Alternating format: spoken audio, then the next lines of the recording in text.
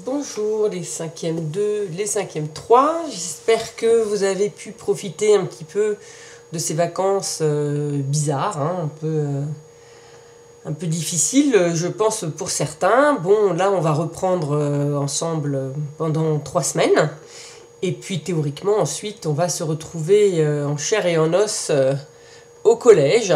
Alors on ne connaît pas vraiment encore les modalités mais...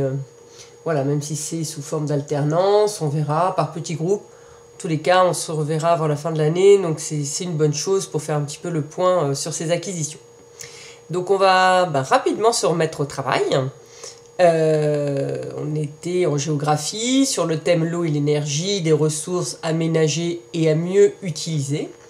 Vous aviez avant les vacances travaillé sur l'eau, une ressource inégalement disponible. Maintenant, donc, je vous invite à faire le grand 2. Comment les ressources en énergie sont-elles gérées? L'idée, c'est de montrer que avec l'augmentation de la population mondiale et l'augmentation du niveau de vie, les besoins en énergie ont augmenté. Les énergies fossiles, qui sont ces ressources limitées car elles ne sont pas renouvelables, comme le charbon, le gaz naturel, le pétrole. Donc ce sont des hydrocarbures qui sont donc des ressources non renouvelables. Leur quantité disponible s'épuise.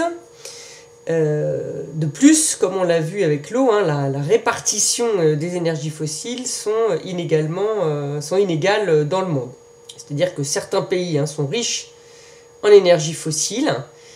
C'est le cas du Moyen-Orient. Et donc, ça va être le cas de l'étude que vous allez faire dans votre livre, ici, les ressources énergétiques du Moyen-Orient, qui se retrouve donc forcément au cœur d'un grand marché mondial. Donc, ces énergies sont au cœur de nos sociétés, mais elles sont en quantité... elles sont de moins en moins importantes. Donc il va falloir faire ce qu'on appelle une transition énergétique. Alors la transition énergétique, c'est ça, c'est ce passage d'une société qui utilise en grande partie encore des énergies fossiles, des hydrocarbures, à une société qui va utiliser des énergies plutôt renouvelables, comme l'éolienne avec le vent, solaire avec le soleil et hydraulique avec l'eau. Donc, de nombreux pays ont mis en œuvre ces transitions énergétiques qui cherchent à permettre un développement durable. Et donc, ce développement durable, c'est ce qui doit aider d'aller vers une société qui utilise de moins en moins d'énergie fossile. Voilà, ça va être un peu la thématique sur laquelle vous allez travailler.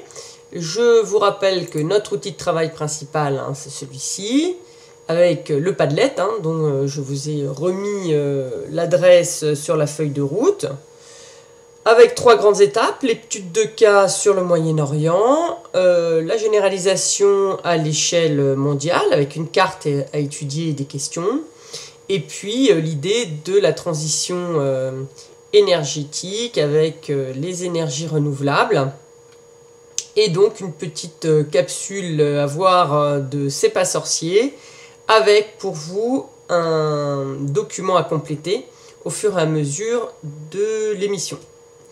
Voilà, pour terminer, vous ferez à la fin de la semaine un petit récapitulatif en regardant bien cette toute petite vidéo, cette toute petite capsule vidéo qui vous permet de comprendre comment on réalise une carte mentale.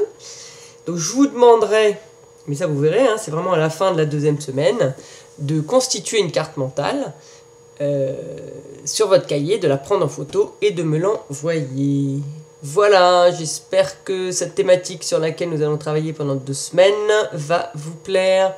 Je vous souhaite bon courage et à très bientôt. Alors, comme d'habitude, j'ai du mal à éteindre. Ah. Et voilà.